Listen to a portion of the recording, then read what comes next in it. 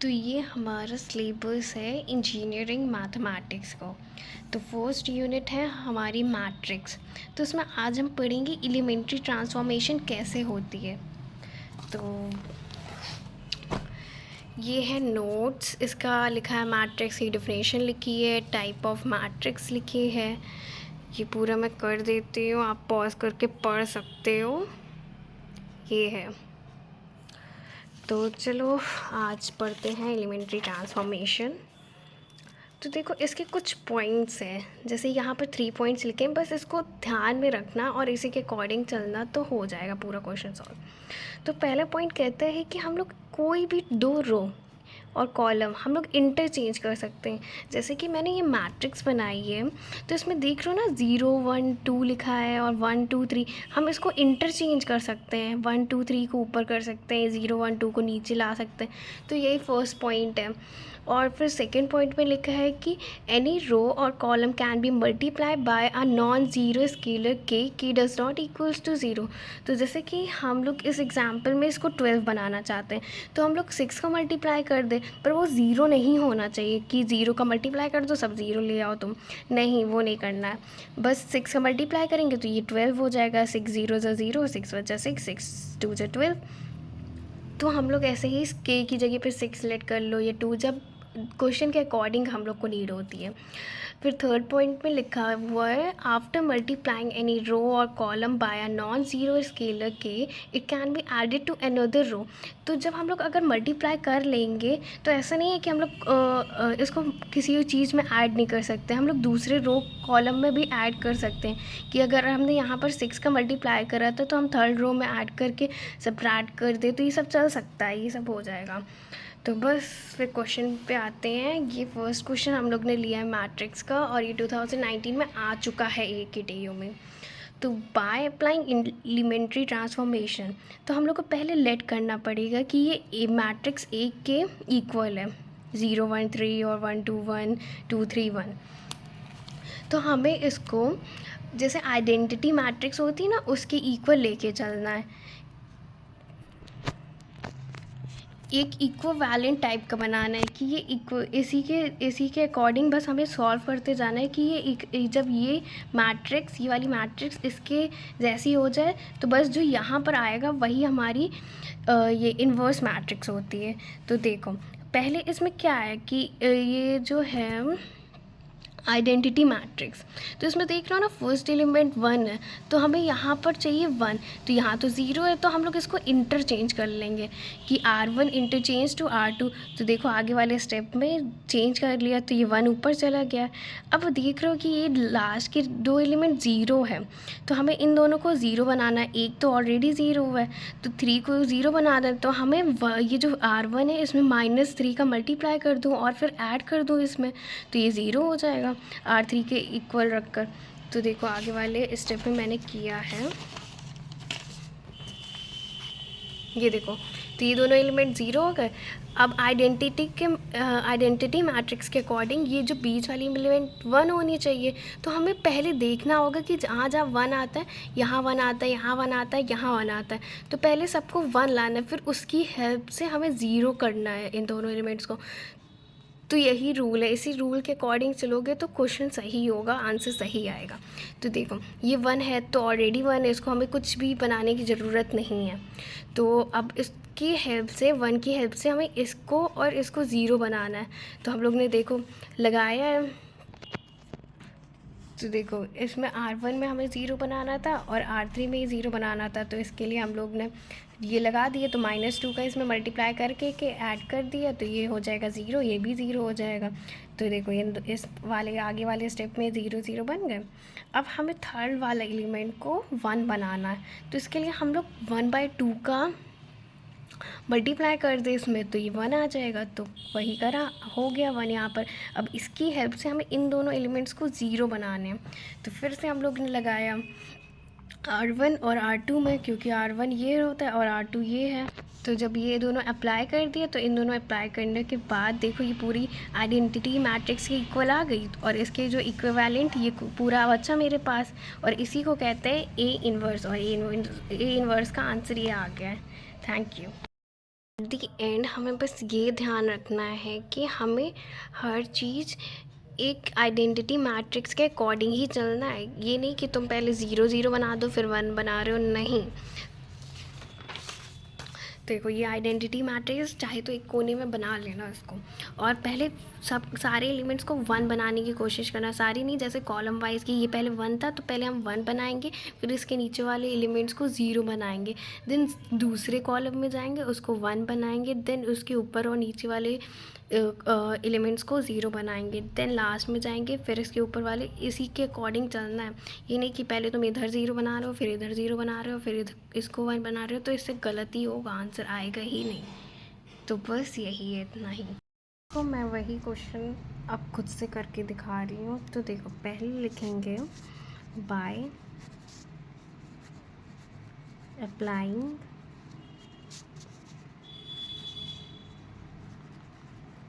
elementary transformation,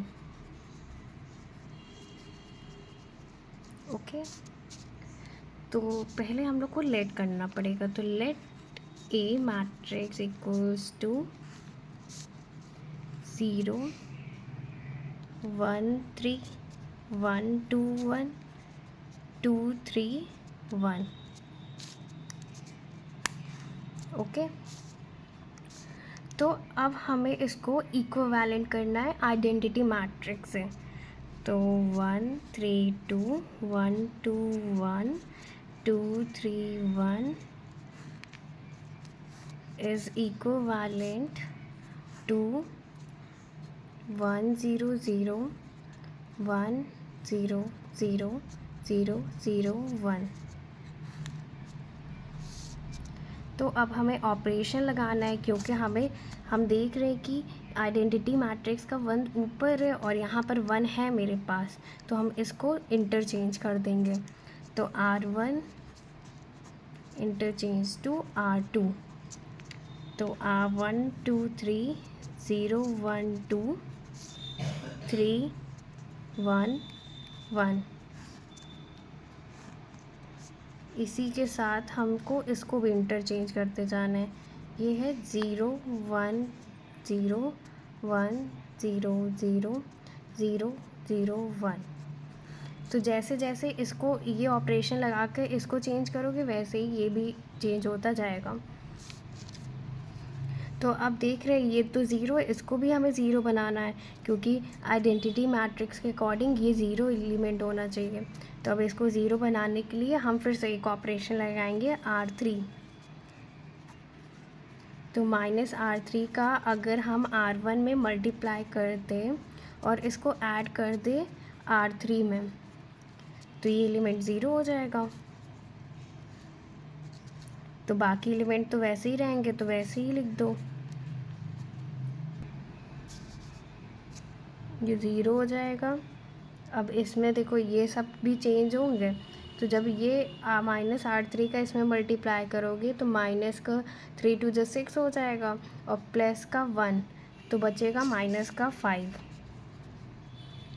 ऐसे ही इसका भी करोगे इसमें, तो इसका हो जाएगा माइनस का 8। तो इसका भी एलिमेंट सेम ही रहेगा, बस अब इसमें भी यही ऑपरेशन लगाना है। तो जब इसमें ऐड करोगे -3 ऑफ R1 0 ही है, तो 0 + 0 0 हो जाएगा। -3 ऑफ R1 -3 हो जाएगा, और ये 0 है तो -3 ही आएगा, ऐसे ही 1 हो जाएगा ये। अब हमें देखना है कि ये तो 1 है ही ऑलरेडी, अब ये एलिमेंट और इस एलिमेंट को हमें 0 बनाना है। तो इसके लिए हम 2 ऑपरेशन परफॉर्म करेंगे।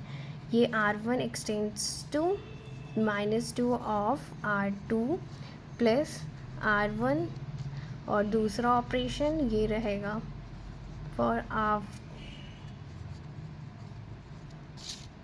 तो अब ये आ जाएगा, R1 को चेंज करना है, R3 को चेंज करना है, सेकेंड वाला सेम रहेगा, तो हम लोग को सेकेंड लिख लेना है, इससे हम कंफ्यूज नहीं होंगे।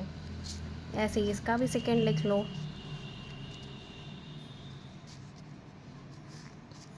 अब इसमें ऑपरेशन ये वाला परफॉर्म करो, तो मैं ऐसे बता दे रही हूँ डायरेक्टली। तो इसका आंसर आएगा ये, और इसका ये हो जाएगा, इसका हो जाएगा -2 1 0 5 -3 1। ठीक है, फिर से ऐसे ही ऑपरेशन लगाना है, क्योंकि अब ये तो हो गए, ये दोनों हम लोग सॉल्व कर चुके हैं। अब ये वो आइडेंटिटी मैट्रिक्स के अकॉर्डिंग ये 2 जो है ये 1 होना चाहिए। तो हम लोग एक ऑपरेशन लगाएंगे R3, जो कि 1/2 का मल्टीप्लाई कर दूँगी। तो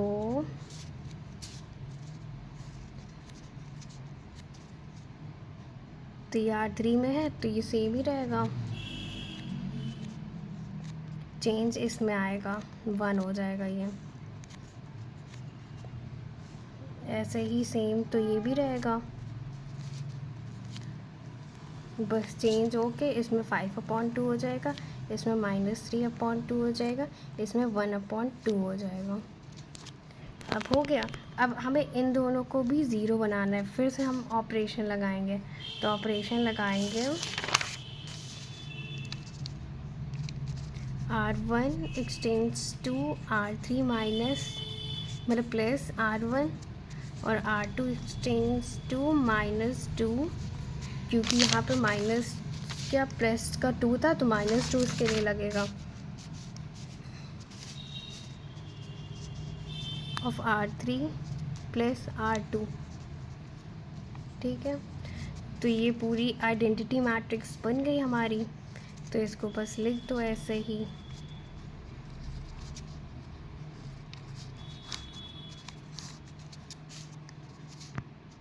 और इसमें भी ऑपरेशन लगेगा।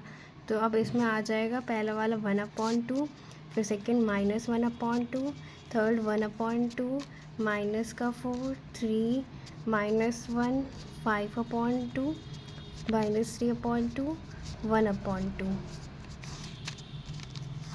अब हमें इन्वर्स फाइंड करना है, तब बस A इन्वर्स की वैल्यू आ गई हमारी 1/2 -1/2 1/2, ये माइनस का 4 3 माइनस का 1 5/2 -3/2 1/2, और इसका मैट्रिक्स बन गया।